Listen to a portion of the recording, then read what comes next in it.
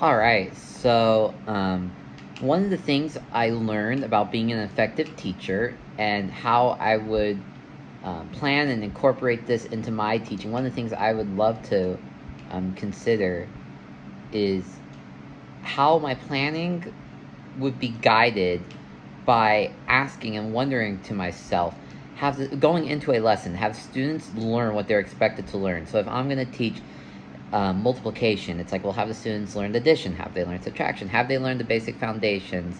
So I can go on and teach them a more complicated concept. Second off, I would also want to consider what the student learned in the previous school year and consider which type of school they went to, what was the curriculum of that grade, and so on. And finally, I would look at the standards and ask myself, what are these students required to learn? How can I scaffold them to get to the point where they match and they meet the requirements? Secondly, what is the takeaway from that differentiation video? It really does make me.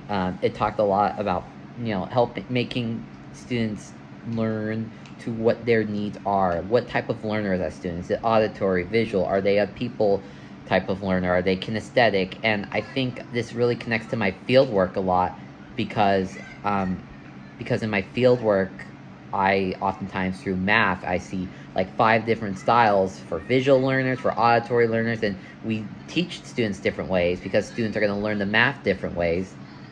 Finally, I think the muddiest part, I love the wording of that. It's really funny. But the muddiest part of the learning this week, and what I think, have questions on is how to identify lesson topics to include in the information. When we have students at different levels, some know a lot, some don't know as much, it's still hard to be like, okay, some students are here, some are here. What do I teach them? So, anyway, so this is my video, and thanks for watching.